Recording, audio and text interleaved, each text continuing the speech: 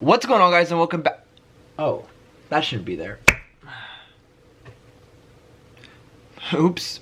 What's going on, guys, and welcome back to the channel. If you've seen my last few videos, you'll have noticed that my channel is slowly and painfully turning into a Jaystation and Alexia drama channel, which I fucking hate. At first, I enjoyed talking about the drama because it was interesting, it was unique, it was mysterious. We didn't know if she was actually dead, and then we didn't know her side, so we were all waiting to see if she was gonna tell her side of the story. It was honestly really interesting. For a brief amount of time, I really didn't know who to believe. Unfortunately, Alexia had to go and open her big fucking mouth, and now we know the truth, which is that they're both guilty of a lot of shit. Jaystation is obviously a bigger piece of shit, but don't fool yourself into thinking that Alexia is completely innocent just because she's also a victim. She's made her fair share of mistakes throughout this whole ordeal. But anyways, in this video we're gonna briefly go over both of their apologies and finally put this thing to rest. I don't want to make any more videos about these guys unless somebody does something really drastic because I can't do it anymore. I have to watch each video multiple times so that I could digest all the information and then give my thoughts on it. And it's killing me, guys, to watch these two fucking morons talk and talk and talk for sometimes over 20 minutes.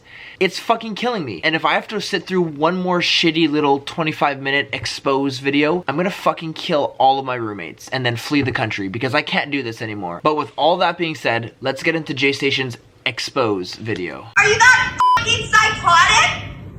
You're fucking psycho. You are honest to God crazy. I have been a good person to you, Alexia. You're a trash human being. Look online. Everyone says shit about you.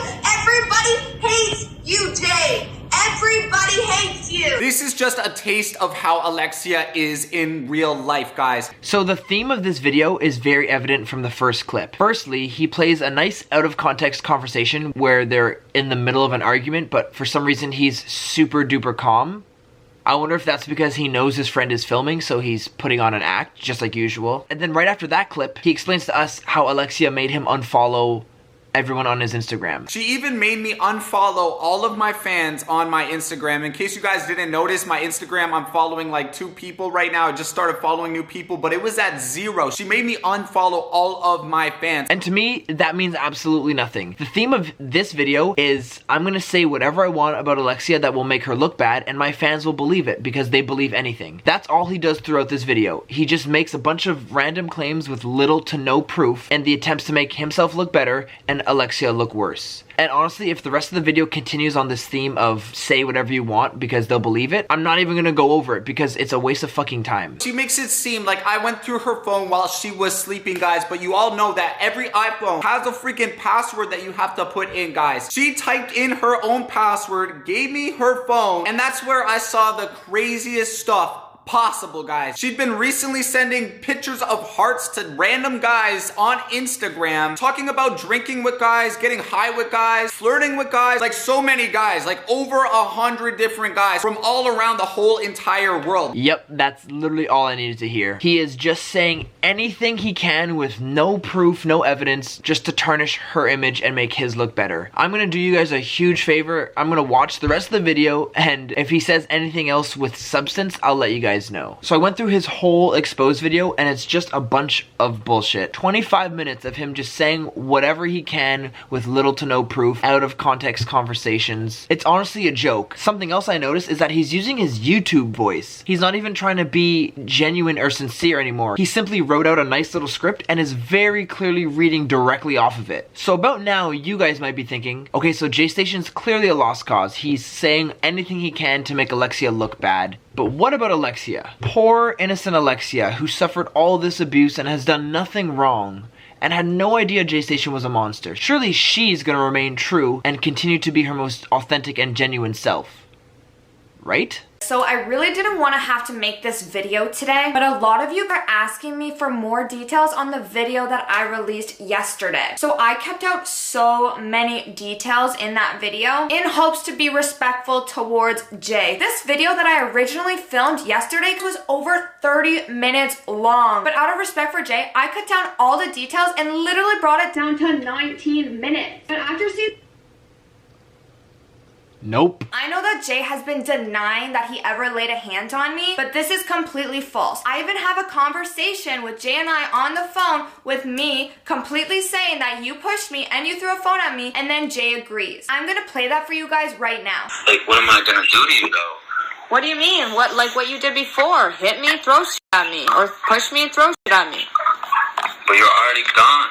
I couldn't hit you or anything if you're gone already. Now I have to give it to Alexia. This clip kind of does make it look like Jaystation did hit her, but she goes as far as to say that he's admitted to hitting her. This is not admission. Sure, he didn't deny it, which is a little sketchy. I do agree with her that if someone accused you of hitting them, you would likely defend yourself, but just because he didn't do that, it doesn't automatically mean that he did hit her, and this is definitely not hardcore concrete proof that he did. And unfortunately, this is the most proof she brings in this video. The rest of the video is just a load of horse shit with random screenshots and accusations. Now, since basically everything else she says and shows us in the video is bullshit, I figured I would show you guys my favorite clip, which just shows us really how disingenuous this whole video is. I'm gonna pop up on the screen here a text of this girl who wants to remain anonymous and her friend's experience with Jay.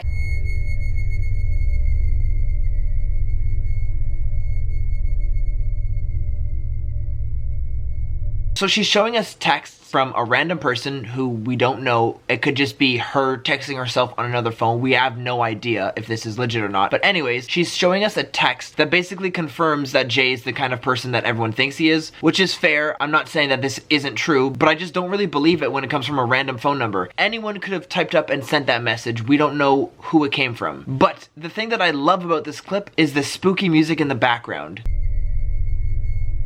Who in their right mind puts ominous music in the background while they're explaining the abuse that one of their friends faced? It completely takes away from the seriousness, and it makes me feel like I'm watching a skit or a horror movie and not actually listening to someone's legitimate story. It really just goes to show you how dumb and disingenuous everybody involved in this thing is. They don't care about the truth. They don't give a shit about anything. All they care about is making the other person look bad. Alright, so I'm not going to show any more footage of their apologies because it's so clearly bullshit that I don't even feel like it's worth talking about. But what I can say is this. After watching both of their apologies, which was over 50 minutes of my fucking life listening to these two bonobos go on and on and on about a bunch of bullshit that people don't even care about anymore, I've come to realize that they're both basically two plastic bags completely filled to the top with shit.